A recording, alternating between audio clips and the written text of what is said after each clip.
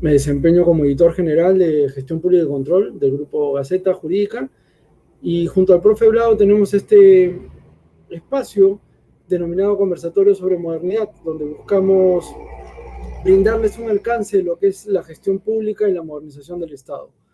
Hoy contamos como invitada especial con la doctora Nuria Sparch, con el objeto de hablar sobre gestión política y el valor del Estado.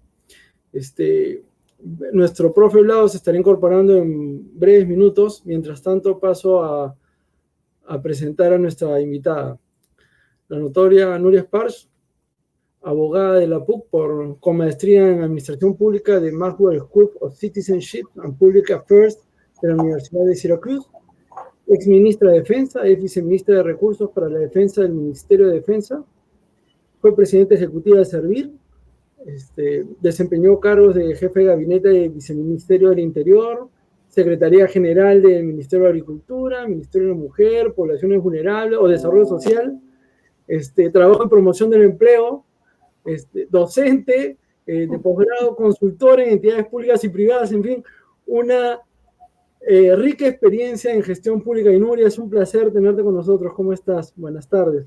Gracias Armando, gracias por la presentación. Sí, la verdad he pasado por un montón de lugares en el sector público. Además, voy a salir un poco del esquema, pero ¿qué tal el cambio de haber pasado de esos 8 meses tan fuertes en la gestión pública, ¿no? A cargo de un ministerio tan difícil también, y hoy en día estar un poco alejada de ese ámbito, ¿no? Debe ser yo presumo que debe ser un sentimiento de amor, no de amor, sino que de paz y tranquilidad, pero al mismo tiempo de unas ganas. Explícame cómo se ve eso desde tu punto de vista.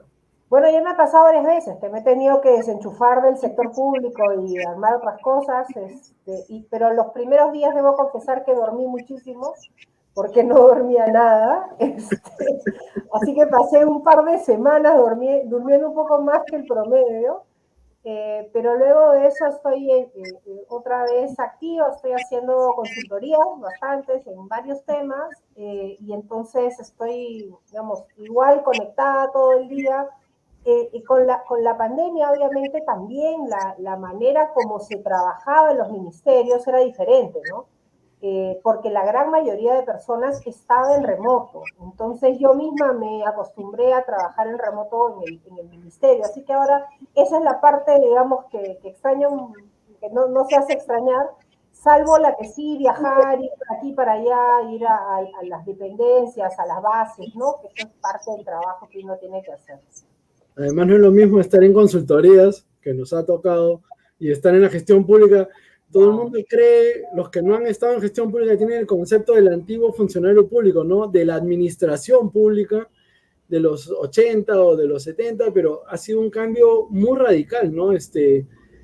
Yo siento que se trabaja mucho más en la gestión pública que en la privada,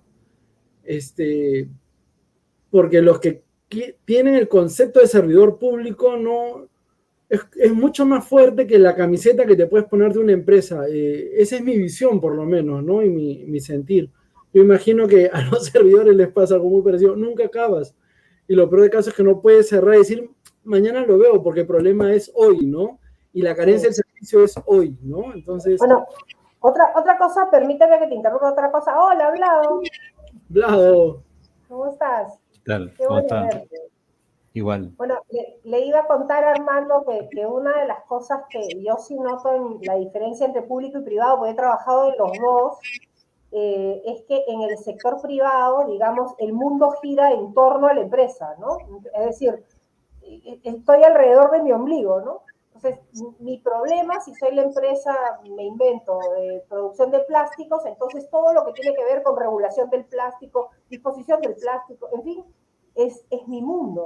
Pero cuando estás en el sector público, tú trabajas con absolutamente todo, con los que hacen plástico, con los que disponen de él, con los que hacen construcción, con los que hacen pistas, ¿no? Entonces, y lo que tienes que lograr es un equilibrio bien difícil, digamos, para que ganen la mayor cantidad de personas y pierdan la menor cantidad de personas, porque otra gente cree que siempre hay que lograr que todo el mundo gane. La verdad es que es bien difícil. y parte de la decisión del gestor público es tratar de obtener la mayor cantidad de beneficiarios para cada decisión pública, pero no siempre se puede lograr que todos ganen con una decisión. Entonces tienes que hacer el golpe, digamos, menos duro. O sea, por ejemplo, a nadie le gusta pagar impuestos, pero hay que hacerlo. Entonces, alguien o sea, todo nos va a costar un poco, a algunos les costará más que a otros, pero tienes que de todos modos pasar por ahí, ¿no? Y esa es una diferencia importante. La otra cosa es que en el sector público, digamos, a diferencia del sector privado, donde cuando hay una crisis, todo gira alrededor de tu crisis, en el sector público tú vives en crisis y más bien lo que ocurre es que los días de paz te Es raro. extrañan. ¿Qué ha pasado? ¿Qué pasa hoy día que no pasa nada, no? ¿Qué va a pasar, no? O sea, si no pasa algo es porque algo va a venir más fuerte. Esa es siempre la mecánica del... Claro, lista para que me disparen por todos lados. ¿Qué pasa? Que hoy día no hay ninguna emergencia. Eso es ¿Sabes qué bien raro. has mencionado una frase muy interesante para mí? Porque cuando estás en la privada, no tienes que preocuparte, o sea, te puedes preocupar, pero en menor medida de los intereses de los demás, porque tu meta como privado es lograr tu objetivo, ¿no es cierto? Pero cuando estás en la pública, Maximizar tus ingresos, digamos, ¿no? tu utilidad en función, puedes tener más sostenibilidad social, puedes tener ciertas percepciones, pero la línea es una, por decirlo así, está muy marcada. En cambio, cuando eres un funcionario público, no es ese el perfil, pues. Es un interés versus varios intereses y tienes que conjugar los intereses. Muy interesante, no lo había visto desde esa perspectiva, por lo menos yo. Profe Vlado, buenas noches. Me adelanté un poco. No, está bien, no. Disculpen a mí, discúlpenme y disculpen Nuria que me hubiese gustado estar del inicio, pero termino una clase y de aquí a las 7 entra otra. Entonces este es como sería mi receso de clases. El recreo. Recreo, pero un recreo pues recontra satisfactorio, ¿no? Ya quisiera tener todos los recreos así con tan buena compañía. Y además a Nuria, y lo digo públicamente, le tengo una estima porque es mi recuerdo de un hito que tuve en el sector público, ¿no? Ser gerente público, para mí eso me llenó mucho y me seguirá llenando siempre, ¿no? Y en esa línea me meto a las preguntas, Nuria.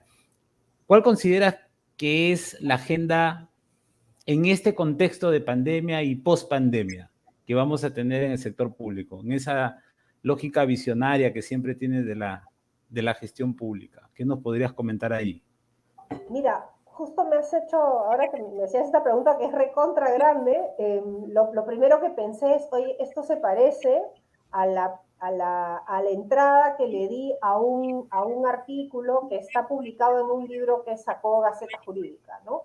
Y que precisamente mi primera pregunta, porque la pregunta que se me hizo a mí es, o sea, ¿cómo va a ser el estado post-pandemia? Y entonces, sí. o sea, yo le repregunté a la pregunta ya, ok, ¿cómo quiero que sea el estado post-pandemia? Pero la siguiente pregunta es, ¿a qué estado quiero regresar? Quiero regresar a ese estado que vende PromPerú, ¿no es cierto? El Bacán, ese donde está Gastón, en Perú, Nebraska, ¿no? Y súper eficiente, tal, ese mismo libro. Entonces, en ese libro, esa es mi pregunta, o que queremos volver a ese estado que quiere ser parte de la OECD, etcétera, o a ese que tiene un déficit de agua espantoso, a ese que todavía no logra, por ejemplo, mandar a los niños al colegio porque no se logra, digamos, que las reglas, digamos, post pandemia están siendo demasiado, o sea, constriñendo las decisiones públicas. O sea, ¿a qué estado quiero regresar? Esa es la primera pregunta que me tengo que hacer. Okay. Porque no es simplemente ya se desactiva la pandemia y regresamos a lo que éramos. Yo creo que ya no es posible. Una primera cuestión es que hay un montón de entidades públicas que ya no extrañamos.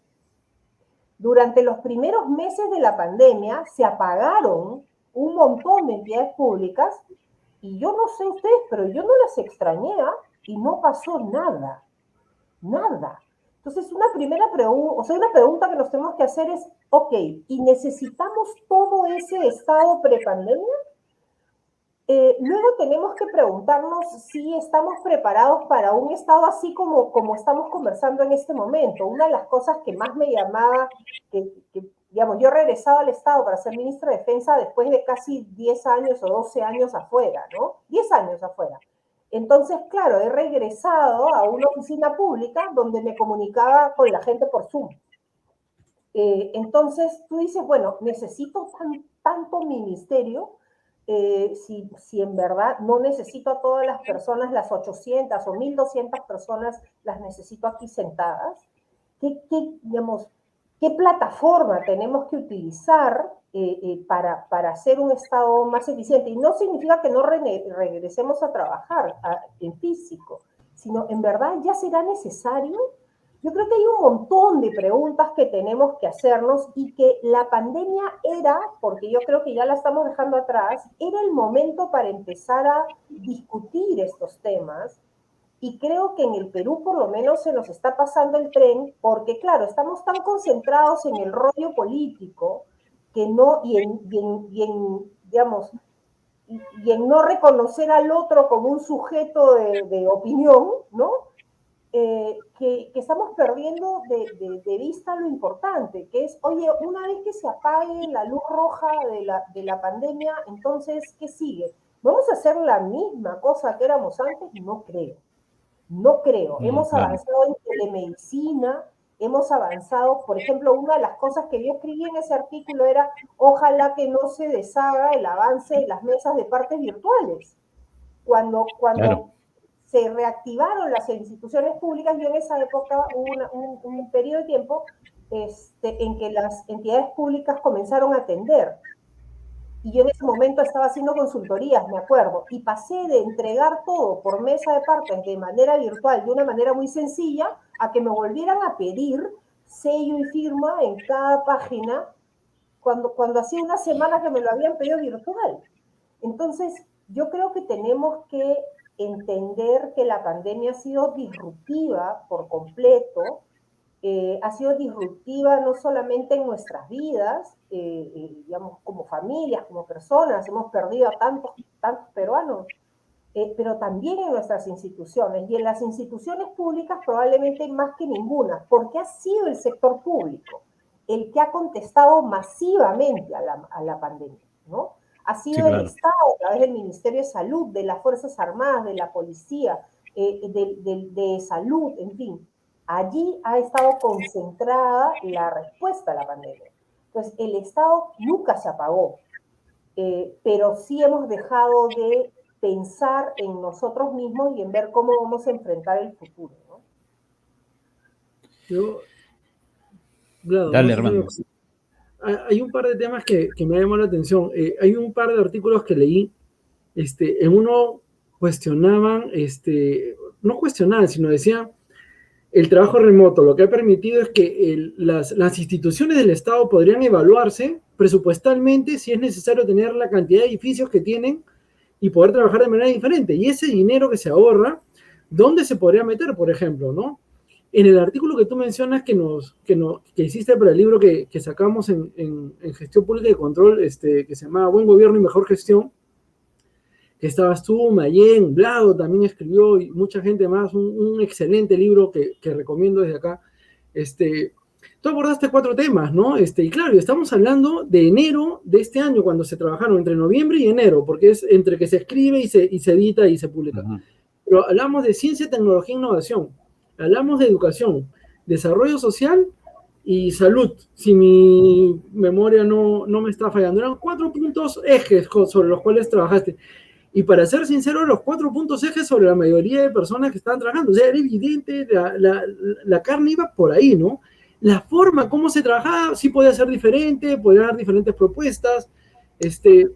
Y eso visto desde el decreto supremo que ha sacado hoy en día, porque decreto político de lo que va a ser la política de gobierno, ¿no? El DS 164, estos 4 temas de alguna manera están abordados, pero sigue siendo la misma problemática. La visión de cómo se aborda puede ser muy diferentes. Entonces, si bien sabemos que sin tecnología, ciencia, sin educación, sin un desarrollo social sostenible y sin salud no vamos a seguir como país, El punto está en qué tipo de país quieres, o sea, la repregunta que tú planteaste, ¿no? Eso con eso cierras el círculo.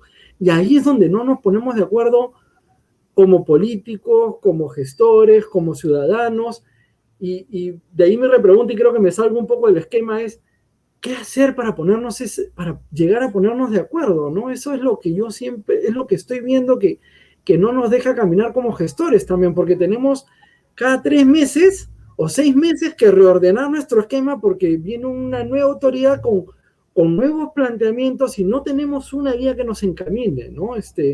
Hemos salido de 11 primeros ministros, de más de 170 ministros, de cambios cada 2, 3 meses, lo último fue de 8 meses. Es muy difícil operar de esa manera y no se avanza. Y cierro mi intervención con esto porque me estoy extendiendo más que pregunta, parece opinión. Perdóname, Nuria. Y Vlado. Sí, es cierto, es cierto. Yo creo que primero hay que preguntarnos efectivamente a dónde queremos ir, ¿no? Yo no estoy muy segura que yo quiera ser ese país OECD, porque, digamos, me encantaría, pero la realidad es que no estamos ahí, pues, ¿no? Hugo Ñopo creo que fue el que escribió esto, que me pareció, además, que es como la metáfora perfecta sobre nosotros en la pandemia, ¿no? Dice, la pandemia fue o ha sido para el Perú como que estés metido en el agua, en el mar, ¿no? Nadando y qué sé yo, y la marea se retira, la bestia, se va y te das cuenta que no tienes ropebaño. Te quedas, Dios mío, ¿qué no? Eso es lo que creo que me parece la imagen perfecta, porque eso es. O sea, nos hemos dado cuenta que mucho de OECD y de Perú Nebraska, ¿no? Pero la gente cuando la mandaste a confinar a su casa no tenía o sea, lávense las manos, llénense de alcohol y no tenían un paño para lavarse las manos. Exactamente. Entonces, o mandas a meter durante 3 meses a una familia en su casa en 10 metros cuadrados. Entonces, claro, te das cuenta que haces medidas muy internacionales, muy lo que tú quieras, pero que no tienen sentido en un país como el nuestro, ¿no? Donde, por ejemplo, yo recuerdo el caso de la gente que se iba, que regresaba a sus pueblos caminando. O sea, Sí, ¿eso claro. dónde se vio? Se vio en Perú, ¿no? Y esa realidad creo que nos dio, o sea, fue un cachetadón durísimo, durísimo. La gente se iba con lo poco que tenía y regresaba caminando a su pueblo, antes de quedarse en esta ciudad que se los estaba tragando. Entonces, Los retornados. ¿perdón? Eran los retornados, pues, ¿no? Los retornados. Ahora incluso estos retornados están generando presión sobre sus pueblos de origen, porque claro, ellos también demandan no solamente trabajo, demandan los servicios que ya se acostumbraron a tener aquí y el Estado no llegó por ahí, ¿no? Entonces, nos ha dejado como cuando el mar se retira y no tienes ropebaño, pues. O sea, te dejan totalmente en la indigencia, ¿no? Pero no sé si tú sientes que en vez de ir para, o sea, de ver cómo afrontamos ese problema con estas nuevas vivencias que hemos tenido, tratamos de afrontarlo con las vivencias del pasado. Yo siento como que desde la privada, y ya con esto tiendo a callarme un poco más, pero desde la privada siento que es, no, vengan vengan al lugar de trabajo a trabajar, por ejemplo, ¿no? Cuando ha sido mucho más productivo desde teletrabajo. Y lo mismo, yo no sé cómo está ahorita la pública, pero de las conversaciones que voy teniendo, lo que me decías de la mesa de partes, por ejemplo, ¿no? Ya habías dado un paso y sin embargo es un paso hacia atrás con ese chip que no te deja caminar. Sí. ¿Cómo hacer para que dar ese paso cultural, ¿no? Hablaba con más de una persona en informática y me decían, el gran problema es ese paso cultural, no es la transformación digital mecánica, Armando, eso lo podemos conseguir rápidamente, es la transformación digital que hay que tener en la mente, me decían, ¿no? Nuestro la transformación digital ha sido, creo yo, como cuando te avientan de un precipicio, ¿no? Ya nomás tienes que, caes nomás, ya lo que venga, ¿no? Y eso es lo que nos ha pasado. Por ejemplo, cuando llegué al Ministerio de Defensa, esta última vez, a mí me llamó muchísimo la atención, bueno, ni siquiera es que me llamó la atención, sino que me horrorizó, la verdad, que el ministerio había sido hackeado. O sea, en esos días que hubo previo Sí, me a la acuerdo. asunción del presidente Sagasti, no solamente el Ministerio de Defensa, un montón de entidades públicas fueron hackeadas, ¿no? En plena pandemia, cuando supuestamente nos estábamos comunicando ¿cómo se llama esto? En remoto, ¿no? Donde estábamos trabajando en remoto, resulta que todos estábamos hackeados. Y me di cuenta que algo como el Ministerio de Defensa, o sea, de todos los ministerios, el único que no hackeable debería ser el Ministerio de Defensa, ¿no? Bueno, estaba hackeado también. Parte del desorden de esos días y tal. Entonces, una de las tareas, por ejemplo, que yo le di al secretario general, que estuvo a cargo en mi gestión, es, oye, mira, lo que tenemos que lograr es un nivel de seguridad, de ciberseguridad, digamos, importante, y además hacer una verdadera transformación digital, porque transformación digital no es agarrar tu proceso de papel y subirlo a la computadora. O sea, Pensar. es pensar otra vez, ¿no es cierto?, en cuál es el servicio que está dando y si el delivery es el correcto. Entonces, no es pensar, no es transformar de papel a computadora, a un trámite que ahora ya no se hace en papel, sino se hace en computadora. No es que llenes el formulario en papel, ahora lo lleves en computadora. Eso no es transformación digital. Transformación digital es volver a pensar el proceso, ¿no? Y eso es lo que estaba faltando o lo que sigue faltando en muchos casos. Por eso, por ejemplo, el tema de las mesas de partes digitales no se sostiene, porque siguen pensando que yo tengo que subir mi huella digital, o sea, igual tengo que conseguirme un escáner, tengo que conseguirme el tampón para el dedo, ¿no? O sea, no tiene ningún sentido, no utiliza la tecnología, por ejemplo, de mi DNI, que podría, con eso puedo firmar digitalmente casi cualquier cosa. Todas esas cosas hay que volverlas a pensar. Entonces, el problema es que yo creo que la pandemia nos ha agotado como país, nos ha robado a 200.000 peruanos. Creo que no hay ninguno de nosotros que pueda decir que no ha sido tocado de una u otra manera. Tenemos un familiar, alguien cercano, un buen amigo. Yo perdí a gente muy querida. Entonces, todo este agotamiento y esta presión, creo, no nos ha permitido volver a pensar, pero creo que hay que llamar la atención sobre este tema, ¿no? Constantemente y no perder de vista que una vez que salgamos de esto no vamos a ser los mismos, nunca más. Después de una pandemia, de una peste, la humanidad ha renacido de otra manera, ha hecho otras cosas. El arte, estoy segura que va a repensarse. Los chicos ya no van a necesitar cómputo en el colegio. ¿Ya para qué? ¿No es cierto? Ya Ya tienen los dedos, cambió. las teclas las tienen pegadas a los dedos. ¿Qué les van a enseñar a esas criaturas? O sea, lo que tienen que hacer es mandarlos a hacer educación física. O sea, Sí, tienen que salir de la caja, ¿no? Y pensar las cosas de otra manera. Exacto, o sea, Ahora, tienes que salir de esto, ¿no? Nuria, y un tema porque justo estaba pasando el link ahorita a todos los grupos de WhatsApp que tengo y ahí están los de los gerentes públicos y la gerencia Oh, pública, en este contexto de todo lo que estamos comentando, de lo que tú estás pauteando, me gustó esa frase de que es cuando te metes a la playa y el mar se retira y te quedas sin la ropa de baño. Muy buena esa. La gerencia pública, ¿qué tendría que mejorar? mira, yo creo que en general tenemos que, en primer lugar, hay que revalorizar la gerencia pública y la gente que sabe de este tema. Que no son muchos. O sea, justo hoy día hablaba de ustedes, hablaba de esa primera generación de gerentes públicos de la que yo particularmente me siento súper orgullosa. Claro, fue probablemente, y acá lo digo así para que el lado no escuche, ¿no?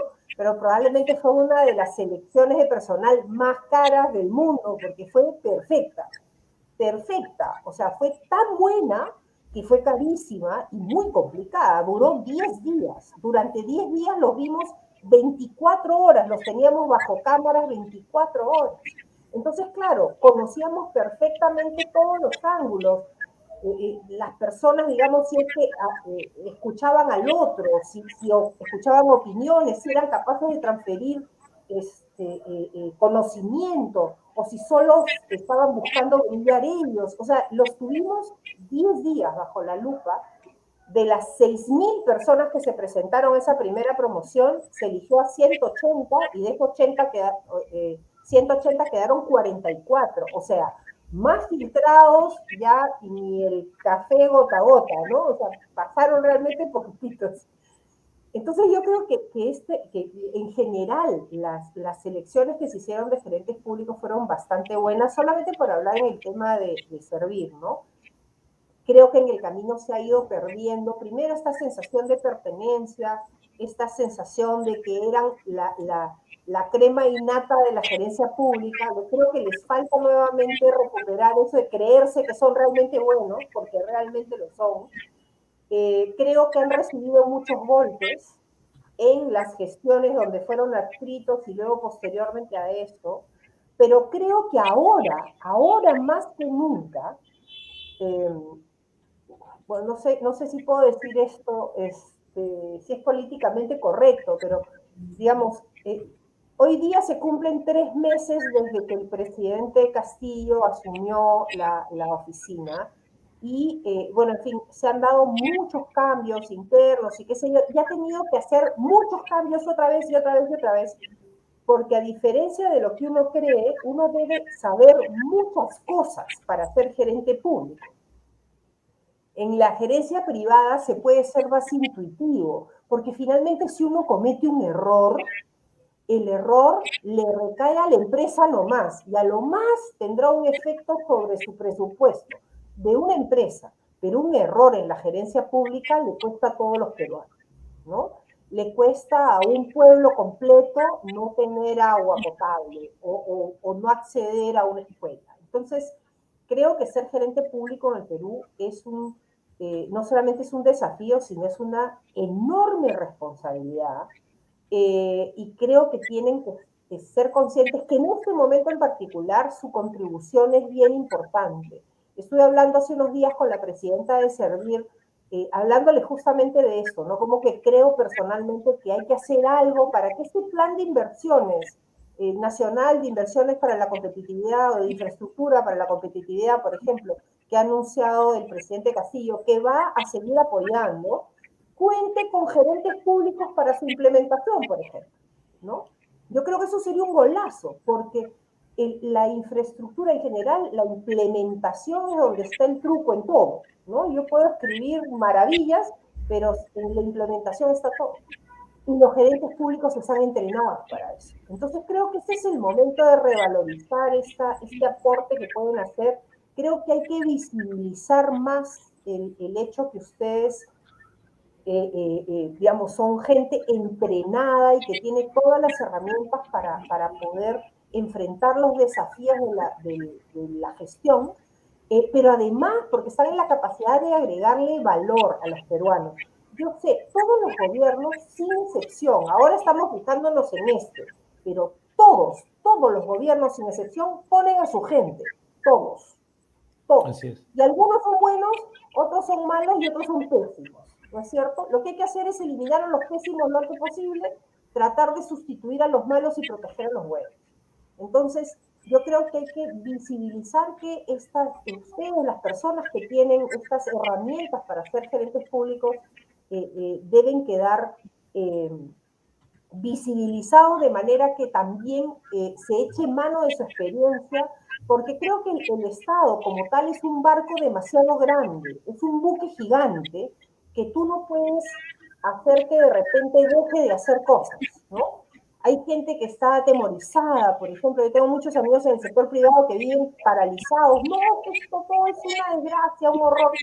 Serénate un poquito. El Estado peruano es como un buque, no es un barquito, es un buque. Y el capitán del buque puede decir que quiere atravesar no el mar, sino la tierra. Eso no va a pasar. Tienes que tener de acuerdo a los 250 navegantes que están contigo en el buque, porque hay un marco institucional, unas reglas de juego, digamos, un andamiaje legal tan grande que no lo puedes desactivar rápidamente. Yo puedo decir, se acabó la reforma universitaria, sí, pero necesitas muchas cosas para eso, ¿no? Entonces, tranquilidad, creo que lo importante es visibilizar las habilidades, los skills que tienen ustedes, pero además creo que este es un buen momento para hacer lo que hablaba el otro día con el exministro Cuenca. Me contaba que él está escribiendo un documento sobre la importancia del otro, ¿no? De escuchar a otros. Porque, claro, él lo estaba viendo desde el punto de vista de un filósofo particular, porque dice, el problema con este momento en el que estamos tan divididos los peruanos es por esta falta de reconocer al otro como un sujeto legítimo de opiniones. Pues como tú piensas diferente, tú piensas mal. No piensas como yo, listo, chao. Te desaparezco, te borro el Facebook y te bloqueo el Twitter de paso, ¿no? No quiero saber nada. Pero esta incapacidad nos está generando que, por ejemplo, los gerentes públicos, que podrían ser los que contribuyan con la gestión en este momento, no estén, o sea, no estemos discutiendo de eso, sino estemos discutiendo más bien cosas que tienen que ver con la política y no con la ciudadanía, digamos, ¿no? Armando, tú. Sí, yo tengo 3 temas de lo que me ha llamado la atención y me gustaría compartir contigo. El tema de la meritocracia, ¿no? Que es un tema que empezamos abordando. Hace poco han salido 2 proyectos, bueno, hay más, pero 2 principales. Un proyecto que ha abordado la Defensoría y un proyecto que ha abordado la Contraloría General de la República, estableciendo requisitos para los cargos públicos. Yo tuve, por tema de trabajo, una revisión rápida.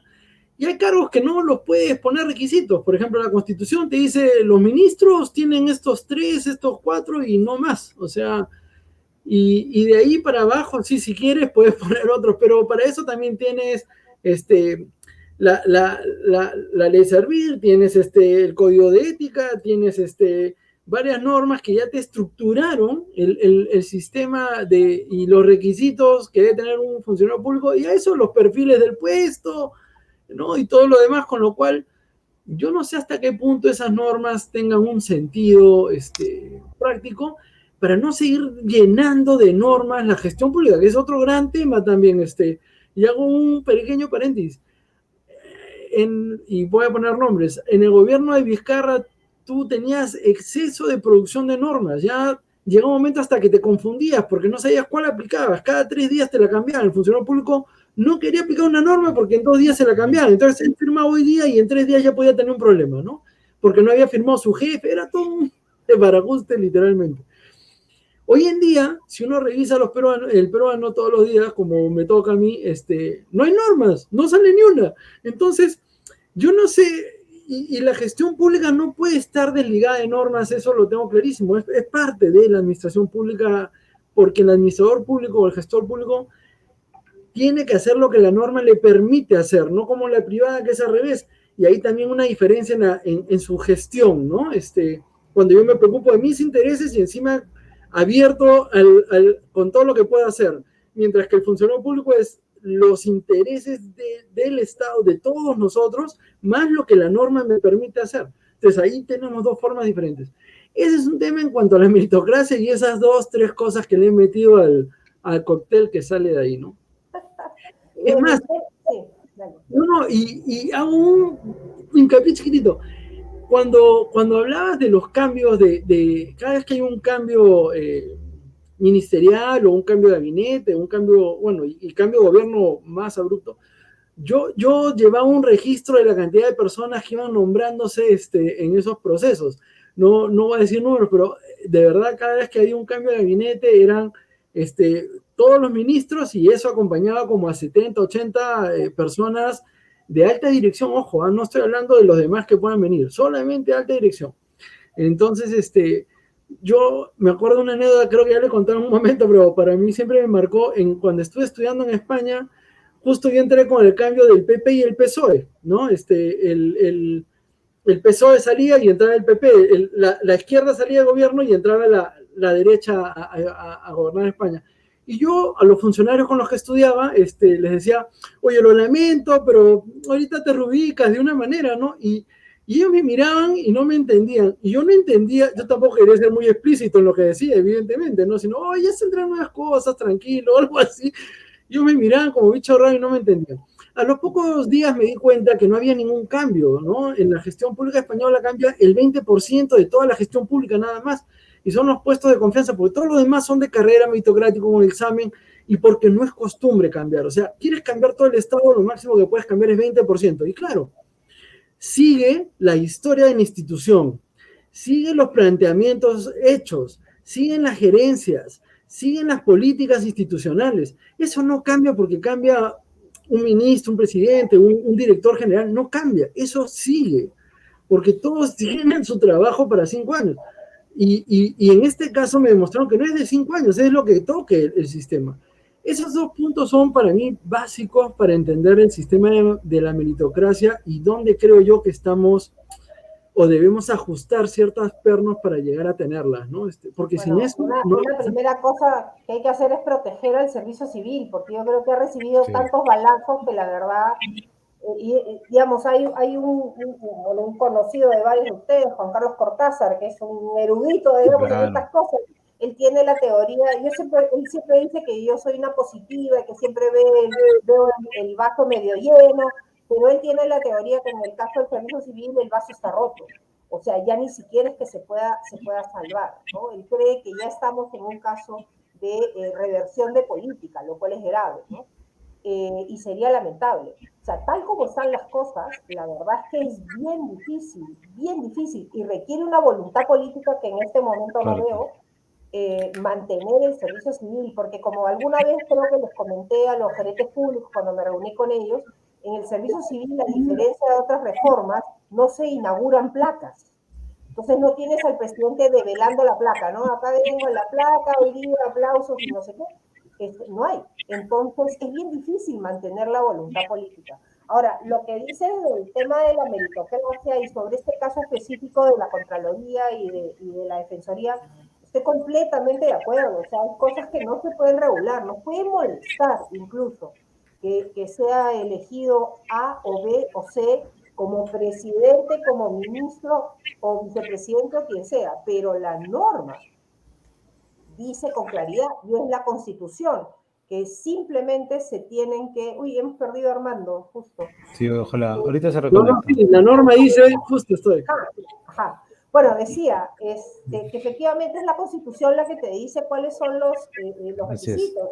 Y la Constitución dice, si para ser congresista necesitas tener 25 años de edad y fin, digamos, ¿por qué tendría que ser diferente para los ministros? De hecho, Valentín Paniagua creo que fue ministro a los 28 años, si mal no recuerdo. Exacto. Entonces, ok, ¿por qué es Valentín? Entonces ahí no habría problema, claro, por supuesto que era una persona sumamente respetable, pero ¿qué pasaría, por ejemplo, ahora tenemos una ministra de Trabajo que tiene 32 años, ¿no? A ella le hubiéramos puesto que el requisito 35, ¿por qué? O sea, no entiendo por qué le tendríamos que poner más requisitos.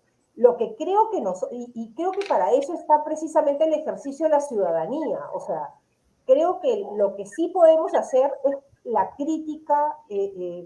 Bueno, no me parece que el ministro tal o la ministra cual estén haciendo bien su trabajo, o tengan las herramientas necesarias, o tengan el perfil. O sea, lo que está ocurriendo, por ejemplo, con un ministro en este momento, o dos ministros que se les está dando muy duro, ¿no es cierto? Se está criticando su perfil y su idoneidad para el cargo, pero no los requisitos. ¿Acaso hay un perfil para ser ministro? ¿Cuál sería el perfil del ministro, no sé, pues de la mujer? O sea, ¿siempre tendría que ser mujer? ¿Por qué? En fin, hay cosas que no puedes pedir requisitos. Yo creo que para la carrera pública sí pides requisitos. Para las carreras públicas, ¿no? Porque son varias. Puedes pedir requisitos, pero para los cargos de elección popular y para los cargos de libre designación, por eso se llaman libres, ¿no es cierto? No puedes hacerlo. Ahora, Nuria, pero sí lo que le puedes exigir son ciertos comportamientos, ¿no? Eso es otra cosa. La idoneidad. Pero es otra cosa, exacto, es otra cosa. Es totalmente diferente. Pero, por ejemplo, a veces yo escucho a la gente que reniega, ¿no? Estos congresistas, oye, aguanta, no, que no saben escribir. Bueno, representará a los que no saben escribir. El Congreso es un ente de representación y, por tanto, representa al de la tribu tal, al de la, perdón, la tribu no, la comunidad cual, el conjunto, digamos, lingüístico X, al grupo de profesores de, no sé, de tal cosa, al grupo de deportistas. O sea, el Congreso es un lugar para la representación y allí no puedes ponerles requisitos más que ser peruanos mayores de 25 años, fin de la historia. Nos pueden fastidiar eventualmente, pero yo creo que sería chamba de los partidos políticos en poner, digamos, candidatos decentes y gente que estén, digamos, que tengan la capacidad para legislar o para discutir políticas públicas en el Congreso, ¿no? Pero ponerles requisitos, así como para el OGA, o sea, para el administrador del Ministerio del Ambiente, creo que no es. No es además, un ministro tiene otras funciones aparte de ser un buen gestor público, o sea, un ministro es un político en el fondo y tiene que generalmente no gestionas, o sea, la verdad es que la gente cree erróneamente que los ministros hacen cosas, o sea, que gestionan cosas, eso no es verdad. La verdad es que la gran mayoría, y ahora lo sé, es que nosotros solamente hacemos, o sea, los que nos ha tocado ser ministros, terminamos haciendo lo que tus viceministros, que son el último estadio técnico-político, son los últimos tecnopoles, ¿no? Claro, son los técnicos. Exacto, porque tú eres un poltecno, digamos, es al revés, no eres un político primero. Claro, es al revés.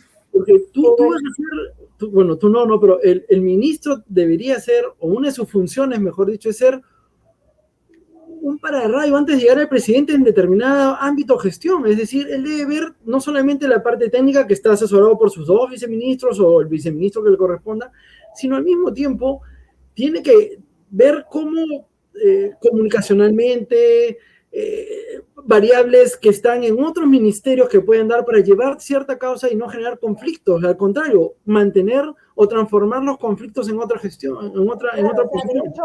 De hecho, por ejemplo, cuando nosotros estamos tan acostumbrados que los ministros sean fusibles, ¿no? Que cada vez que el presidente tiene problemas, ¿no es cierto?, en el, qué sé yo, en el ámbito X, lo que haces es, le cortas el cuello al ministro y ya, listo. Sí, así es. ¿No?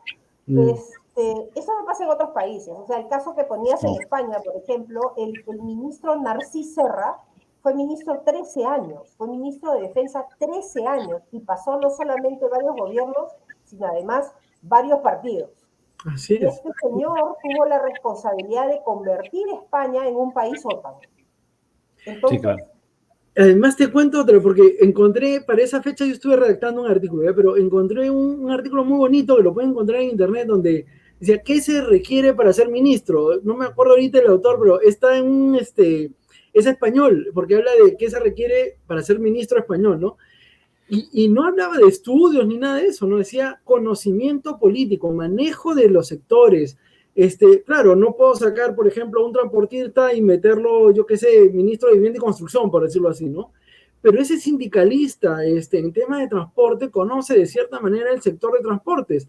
Claro. Y viene con una problemática para solucionar, ojo, ¿eh? Entonces, es muy interesante ese artículo porque nos cambia. Perdón, hablado, sorry. No, yo quería aprovechar esto que están comentando ustedes para entrar a otro tema, ¿no? Un ministro tiene que ayudarle al presidente a dirigir la política general de gobierno y por lo tanto las prioridades de gobierno. Y justo la semana pasada y esta semana, la semana pasada ha salido el decreto supremo que aprueba la política general de gobierno, que tiene 10 ejes, tiene 30 alineamientos y 131 líneas de intervención. Y la Premier ha ido al Congreso hace poquito también y ha dado sus líneas. También con 10 ejes, ha variado algunas cosas, como el tema de mujer y el tema de ambiente, que no parecía tan claro, pero también con una serie de elementos y herramientas. Entonces, ahí, de tu experiencia ya de ministra, Nuria, y también de alta funcionaria del Estado, en varias oportunidades y en varios ministerios, ¿qué hacer para gestionar las prioridades, ¿no? Por ejemplo, yo de los artículos que he hecho en esta semana sobre esto, me queda claro la salud, la reactivación económica, la descentralización que está por ahí tomando otra connotación, medio escondido, pero lo pusieron por ahí en el Decreto Supremo de la Política General de Gobierno, y los temas que cada ministro o la Premier misma banderan, ¿no? Por este tema de los derechos humanos, por ejemplo, con la que ella está bien empatada. Entonces, yo creo que hay prioridades del gobernante, hay prioridades del gabinete, hay prioridades del ministro, pero ¿cómo gestionar esas prioridades? Y a ti te ha tocado vivir un gobierno de transición y de emergencia que ahí, bueno, tenían un bien común que procurar, ¿no? ¿Cómo ves esa parte, no? ¿Qué nos puedes Mira, comentar ahí? el tema es que tú tienes que ser bien práctico, ¿no? De nuevo, como siempre, el truco está en la implementación. Porque la política general de gobierno puede decir que aspiramos a ser un país santo como el Vaticano, y que haya full educación como en Finlandia, y que todos hablen 3 idiomas al final del año 2023. O sea, podemos decir cualquier cosa en un documento.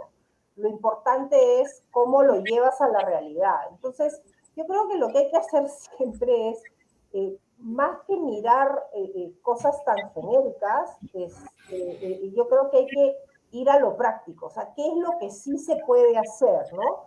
Hay ciertos cambios, digamos, que son como dicen los gringos, wishful thinking, ¿no? O sea, pensamiento positivo, digamos, pero de ahí a que vayan a ocurrir es otra cosa. Eh, Creo que hay que, en este caso, cuando apruebas la política general de gobierno, bueno, finalmente te da una hoja de ruta, ¿no? Te dice para dónde van a ir. De ahí a que ocurra es otro rollo. O sea, es otro rollo. Y a estas alturas del partido deberíamos saber que una cosa es lo que dice el papel y otra cosa es lo que al final del día ocurre. Creo que los ministros como tal, su tarea es empujar esas políticas generales, hacerse cargo, hacerse dueño, ¿no?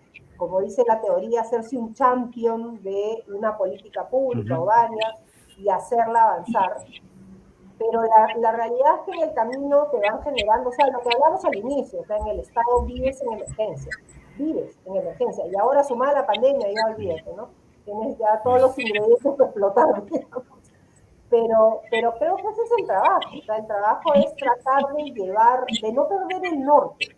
No importa si en el camino haces esto, pero no te olvides para dónde vas, ¿no? Es un poco, no sé si te acuerdas, Lado, esto lo hablábamos hace años, cuando hablábamos del servicio civil y cómo, digamos, yo esperaba que para el año 18, el año 20, recién se sacara la ley del servicio Sí, civil, claro. ¿no? La ley del servicio civil Sí, salió así es. muchísimo antes, en fin, una buena ley, Antes. tengo que decirlo, pero salió muy prematura, en mi opinión, porque había que acumular más experiencia. Pero al final del día, yo lo que siempre decía era, no me importa que salga, ¿no? O sea, porque sé que si vamos en esa línea, vamos a tener algunas desviaciones. Por ejemplo, para mí la Escuela Nacional de Administración Pública es un típico caso de desviación de la política, ¿no? Porque nunca debió existir. Nunca debió existir. Las reglas con las que se creó Servir y qué sé yo, eran para que se tomara del sector privado lo que se necesitara para proveerle capacitación al sector público, no generar a un competidor público, ¿no? Que es el caso del ENAC. Entonces, yo creo que el trabajo es ese, o sea, mantener, si ya tienes una política general de gobierno, tu chamba es tratar de llevar hacia adelante, digamos, la política responsablemente, y cada cierto Ok. tiempo tienes que hacer el esfuerzo de revisar la política, porque lo que has Sí, claro. escrito y lo que va a ocurrir es recontra diferente, siempre. Claro, ese es el ejemplo de 2020, pues, ¿no? Con la pandemia, ¿no? Cambió Bueno, toda la realidad. el mejor ejemplo de cómo esto del hombre propone, Dios dispone, el diablo mete en la cola y la descompone, ¿no? Tal cual. Está bueno eso. Eso decía mi abuela, eso decía mi abuela. Sabes que ahora que han hablado de la política general de gobierno, y voy a hacer un comentario rapidísimo, estuve revisándolo por un artículo que estoy escribiendo y resulta que, ¿qué pasa si yo voy al discurso, si me presento al Congreso con unos planteamientos y luego saco el decreto supremo que me obligan a sacar a raíz de la 129, voy al Congreso con unos planteamientos, me dan la confianza y luego saco el decreto supremo con otros planteamientos. No hay nada ahí que haga un crack, por si acaso. Me di cuenta de eso hace unos días. Dice, lo único que te queda, bueno, son ir a los principios del derecho, que queda con la cuestión de confianza que tienen en ese momento, en fin. Es un tema muy interesante, Vlado, hay que tenerlo en cuenta para abordarlo en su momento. Y voy a hacer un cambio de tema rapidísimo porque ya estamos a puerta de cerrar, pero no quería que dejáramos este tema en el tintero, ¿no? Ya que has tenido una visión nacional de determinados temas, ¿cómo ves la gestión a nivel regional y local, Nuria? Muy débil, ¿no? Muy débil, lamentablemente muy débil. Me tocó estar en casi, bueno, la mitad, por lo menos, poco más de la mitad de las regiones del país en estos últimos meses. Y entonces ahí te das cuenta que lamentablemente la gestión pública de las políticas regionales y de las políticas nacionales es muy pobre, ¿no? Si a Lima, que tiene todas las facilidades del mundo, está expuesta a Occidente, etcétera, etcétera, ha sufrido así con la pandemia, ver cómo sufrió o cómo han sufrido otras regiones es realmente descorazonador, ¿no? Entonces, cómo paralizó la gestión, cómo paralizó a los propios servidores públicos, ¿no? La falta de alternativas para salir de esto, perdón, paréntesis, si me ve la gente, si ve la gente de la Escuela Nacional de Administración Pública, lo que acaban de poner abajo me van a matar. O sea, digamos, no como se creó, ¿no? Por favor. Hagamos esta precisión. Puede haber sido cualquiera de los tres, no te preocupes, Nuria. Ahí entre los tres nos repartimos un tercio de culpa cada uno. Ahorita voy a entrar a dictar a la escuela. Mucha, ahí está metida. Yo después agarro el video y le paso el liquid ahí. Porfa, estaba a punto de borrar así la pantalla. Sí.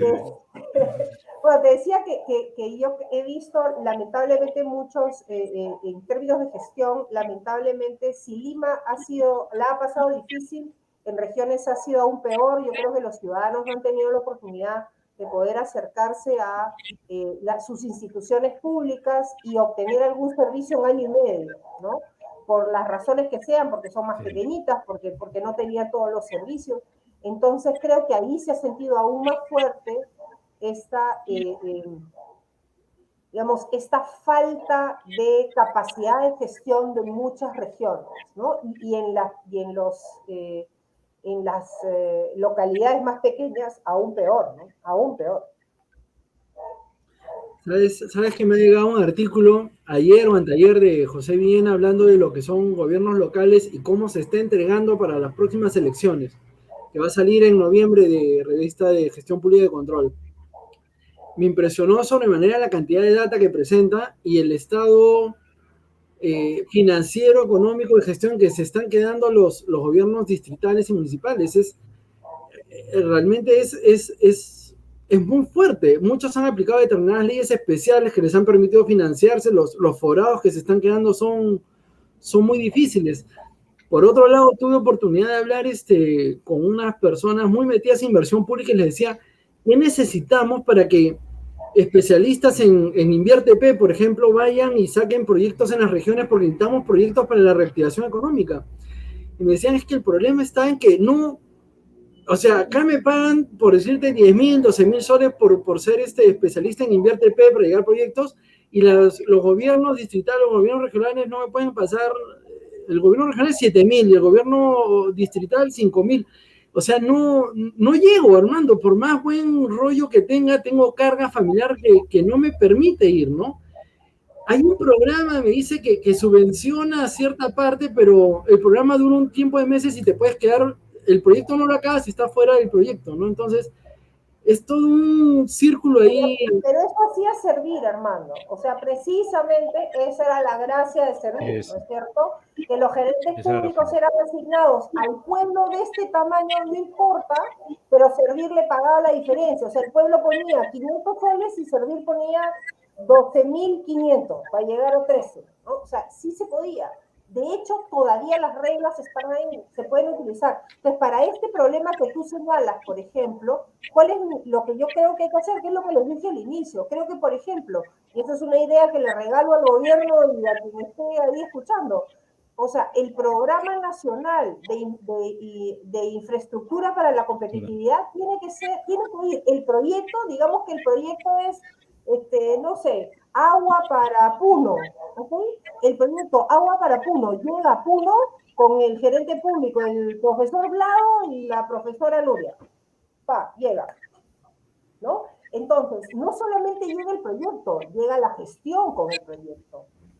Entonces, tienes un par de años, que es lo que dura o lo que sea necesario, la gestión de ese proyecto con la gerencia pública necesaria para poder realizarlo y hacerlo en un tiempo prudencial, para que no se les acabe la plata, como dices tú, ¿no? O sea, el proyecto te agarra 6 meses y después del mes 7 ya muere. Eso no va a pasar. Los proyectos de inversión pública duran entre 2 y 5 años. Entonces hay que ser realistas, hay que contratar al gerente público por un periodo determinado. A mí me presentaron 2 problemas y juro que con esto cierro.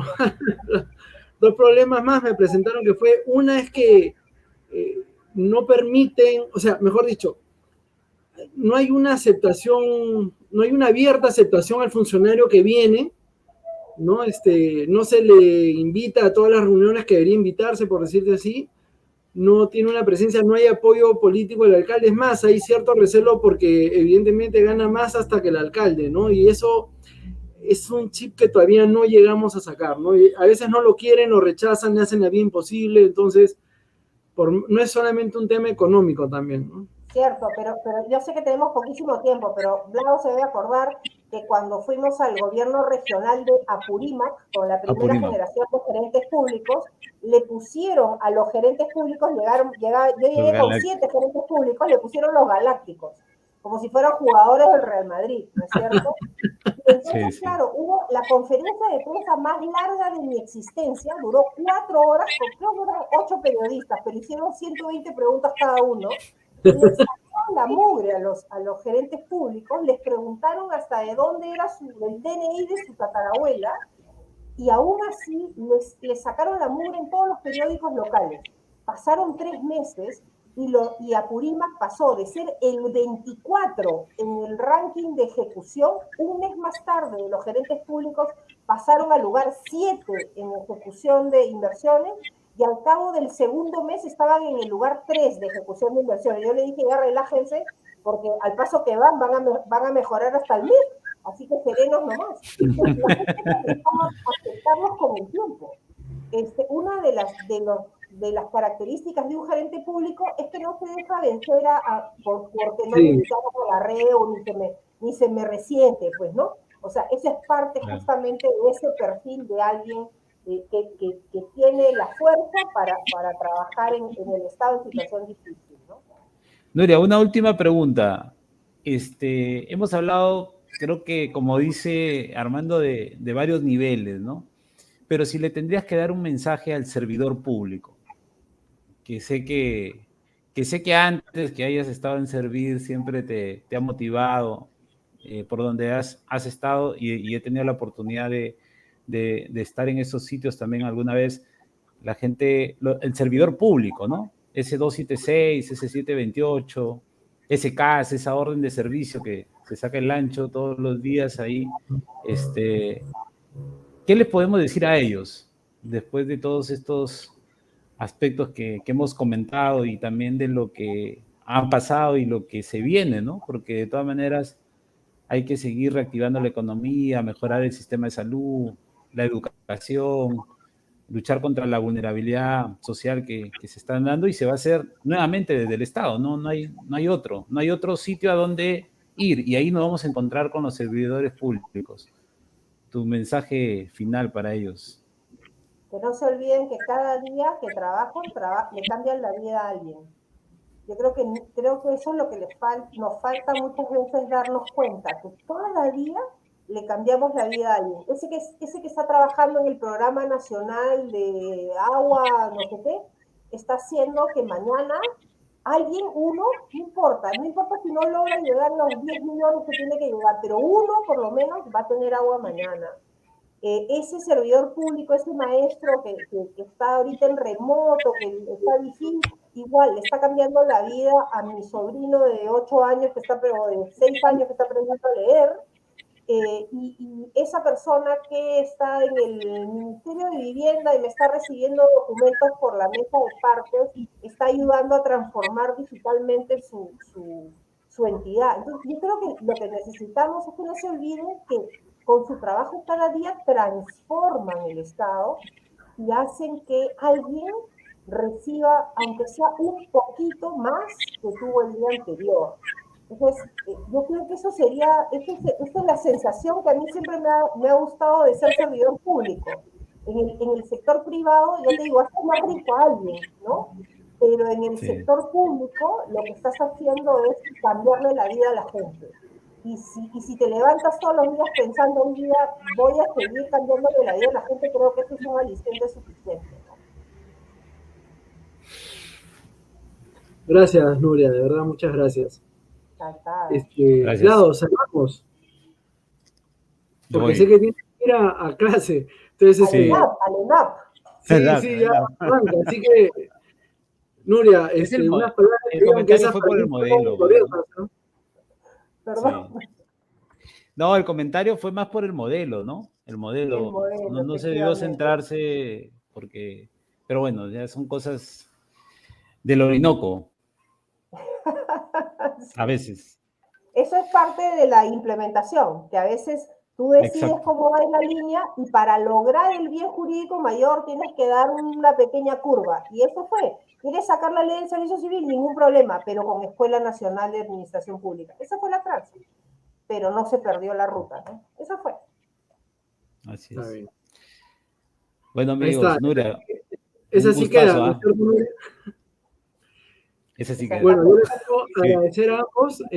Nos despedimos. Para mí ha sido un placer estar con ambos. Nuria, de verdad, siempre aprendiendo en las conversaciones que tenemos. Profe Vlado, siempre un placer. Quiero agradecer también a Aula Gaceta, que nos ha apoyado con todo lo que es el streaming, en la persona de Miriam Ñopo, y a la gente de Gestión Pública y Control, que nos apoya, al doctor Juan Jiménez, a Alexandra, a Eduardo, que son parte del equipo. Muchas gracias a ambos, muchas gracias a todos. Buenas noches. Nos vemos. Chao. Pronto. Chao.